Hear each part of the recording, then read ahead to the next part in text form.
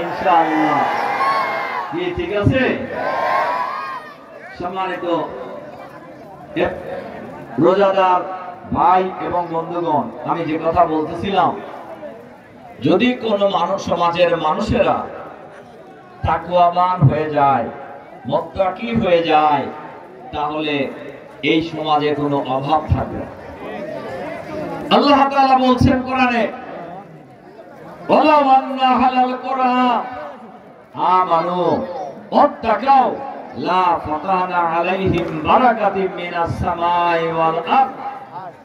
কোন জনপদের মানুষেরা যদি ঈমানদার হয়ে যায়, আল্লাহকে ভয় করে চলে, আল্লাহ তাআলা বলছেন যে আমি আসমান এবং জমিনের সকল রহমতের ভান্ডার খুলে দেব। সুবহানাল্লাহ বলেন না? আল্লাহ যদি রহমতের ভান্ডার খুলে দেয় জমিনে, আর অভাব থাকবে? কোনো অভাব থাকবে না। আল্লাহ তাআলা বলছেন, আমাই ইয়াত্তাকিল্লাহ ইয়াজআল লাহু মিন আমরিহি ইসরা। যদি কোনো মানুষ যদি তাকওয়াবান হয়ে যায়, তাহলে আল্লাহ তাআলা তার দুনিয়ার সব কাজ সহজ করে দিবেন। অন্য আয়াতে বলেছেন, আমাই ইয়াত্তাকিল্লাহ ইয়াজআল লাহু মাখরাজা ইয়ারযুকুহু মিন হাইসু লা ইয়াহতাসিব।